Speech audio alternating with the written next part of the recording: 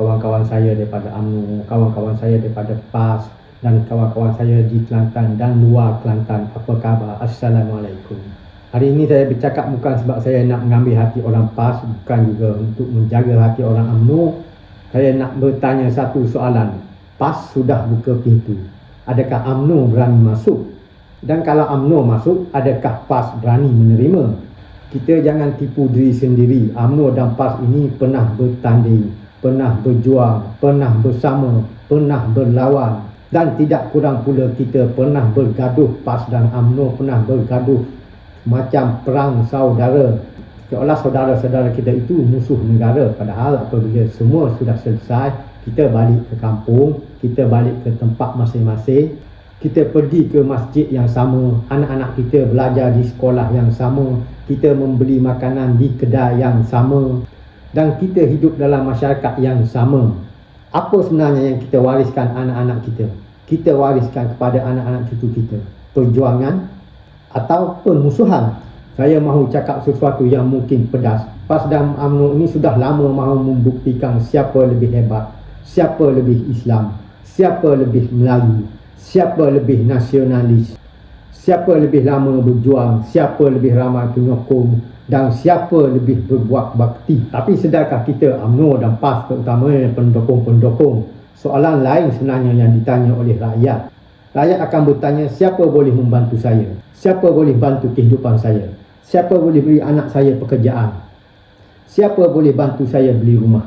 Dan siapa boleh turunkan tekanan hidup? Rakyat tidak makan slogan, rakyat tidak bayar bil dengan poster. Rakyat juga tidak membeli beras dengan sejarah parti. Rakyat mahu hasil. Pada PAS saya katakan, kalau prinsip PAS hukum, mengapa takut kepada pandangan UMNO? Kalau perjuangan PAS benar, tidak perlu takut jika ada dialog, bincang. Dan kalau tidak setuju, jawab dengan hujah, bukan dengan makian, bukan dengan fitnah dan bukan dengan penghinaan.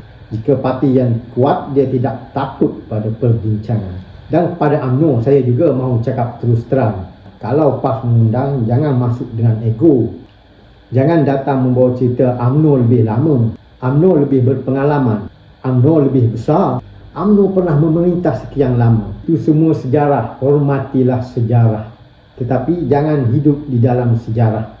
Rakyat hanya mahu tahu apa yang anda boleh buat pada hari ini. Kalau mahu buat hubungan dengan PAS, datanglah sebagai rakan, bukan sebagai abang, bukan sebagai bos, bukan sebagai parti yang ingin mengajar semua orang. Datanglah dengan rendah hati.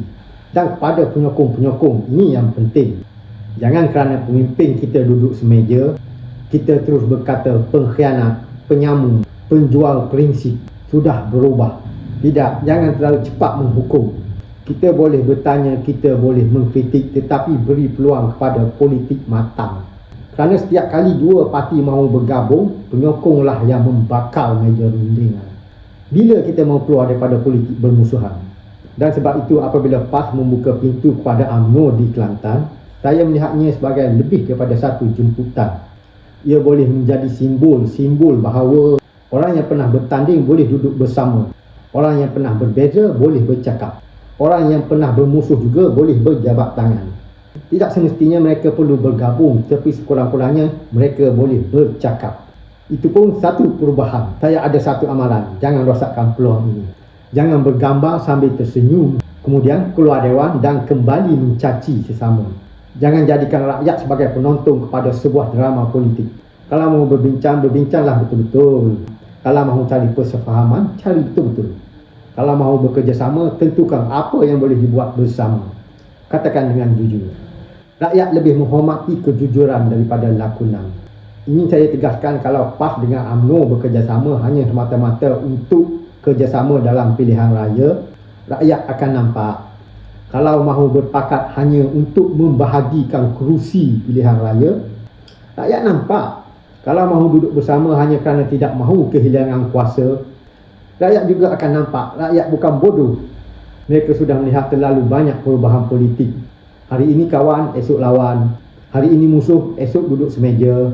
Hari ini kita tak boleh, esok kita boleh pula. Sebab itu kalau benar mahu bekerjasama, bina atas dasar yang jelas, atas dasar kepentingan rakyat, atas kepentingan negeri, atas kepentingan negara. Apa yang kedua-dua mereka boleh lakukan? Rakyat ingin tahu. Kita selalu bercakap tentang Melayu. Jangan jadikan Melayu sebagai kempen. Bila tiba pilihan raya, kita sebut Melayu. Bila kempen nak memilih pemimpin, kita sebut Melayu. Kita naikkan Melayu. Kita ingin membela Melayu. Tetapi apabila selesai semuanya, sudah tidak ada.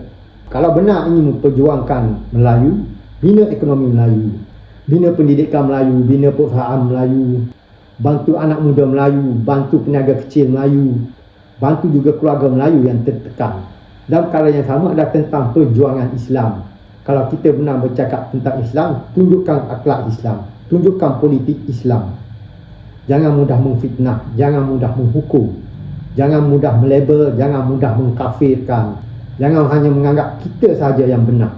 Politik tanpa akhlak akan merosakkan perjuangan yang kita dakwa, kita perjuangkan. Kelantan ini mempunyai makna yang besar. Kenapa saya kata begitu? Kelantan mempunyai sejarah politik yang unik. Walaupun PAS kuat, UMNO juga mempunyai sejarah yang panjang di dalam negeri Kelantan ini. Dan kedua-dua penyokong tinggal atau duduk di dalam masyarakat yang sama. Kalau PAS dan UMNO boleh duduk semeja di Kelantan, bermakna mereka boleh pergi jauh dan boleh merebak semangat ini ke seluruh Malaysia. Saya mahu memberi cabaran kepada pemimpin PAS dan UMNO. Kepada pemimpin PAS, jangan sekadar mengundang. Gunakan kesempatan untuk membuka perbincangan yang sebenar. Dan kepada pemimpin UMNO, jangan sekadar hadir. Gunakan kesempatan ini untuk membuktikan bahawa UMNO ada sesuatu yang ditawarkan kepada rakyat. Dan kepada dua-dua parti, jangan jadikan rakyat sebagai penonton. Kepada penyokong PAS, kalau UMNO datang dengan salam, jangan sambut dengan makian.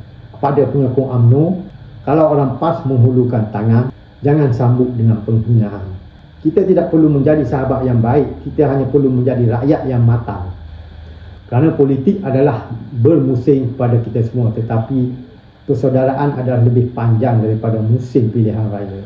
Saya kembali kepada soalan pertama. PAS sudah buka pintu, UMNO berani masuk. Dan kalau UMNO masuk, PAS berani terima.